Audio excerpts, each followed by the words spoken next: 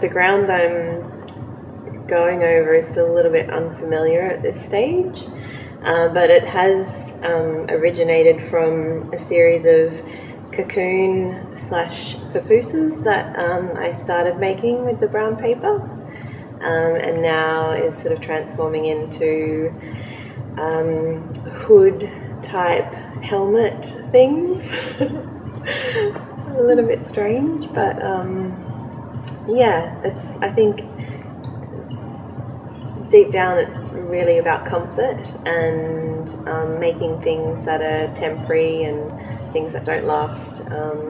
I've been looking at sort of Viking helmets and Inuit hoods, things that are made out of animal skins, as well as cast and, you know, hammered out of steel and iron. So yeah, the intention, what I had in my head hasn't manifested, but that's because of the material. The stitching has become pretty much my whole practice over the last sort of 5 years, and I think that's evolved naturally because I have always had a really strong connection with my grandmother, and she was a professional embroiderer, so I used to do that with her, and she's taught me some things over the years, and she got quite sick and has passed away since, and yeah, that's just kind of taken over. So along with the brown paper,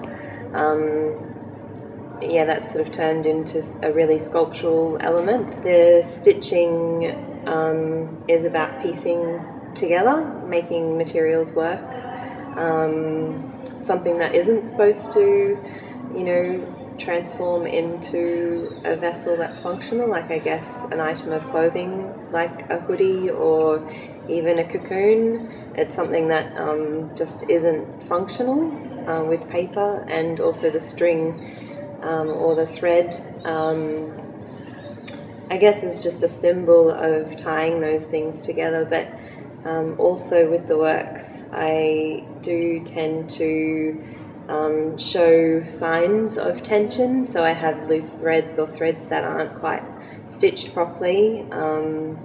They're very sort of makeshift. It's almost like I'm making something but to protect myself, or in order to protect or comfort, but in the very same right it's dysfunctional, or it doesn't work, it has no use, it's inaccessible. So sewing or stitching or any of those feminine types of activities are always largely associated with craft, and something that isn't considered or isn't appreciated as an artistic practice or something that you can evolve on.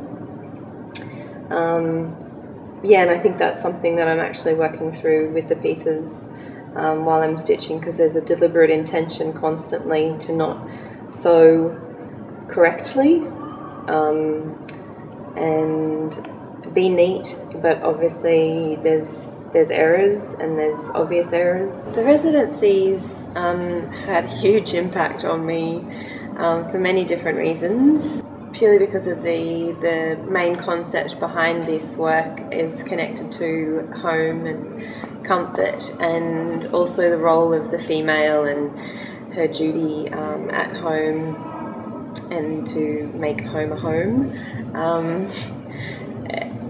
The residency really threw me because it was really remote, and I incurred some really interesting weather while I was down there, which it shook me up quite a bit in the first couple of days. In amongst that, also just experiencing some really amazing hiking sort of experiences. I just sort of had the best and worst experience all at the same time. So yeah, it was a huge confrontation in actually dealing with the very thing that I was looking for. I think ultimately the hood has come out of potentially the hikes and also I guess, not necessarily even feeling comfortable in the dwelling that I was in. It was an amazing place, but given the storm that I experienced in the first couple of nights, the broader security of material items and what the home represents, and what the home represents in women's magazines, and I guess the portrayal of things like IKEA, and you know, attaining those items that finally make your home a home, when in fact nothing really does, because there's always something that you need to get. You know, you get something and then you always need the next thing. So ultimately, really, it's just yourself and your shell, and I think that's what I'm really connecting to. And when I was in Tasmania, that really was what it was about. It was especially with the hikes, because one minute it's sunny and it's 20 degrees, and the next minute it's 5 degrees and you can't see a metre in front of you, and you have to get back home.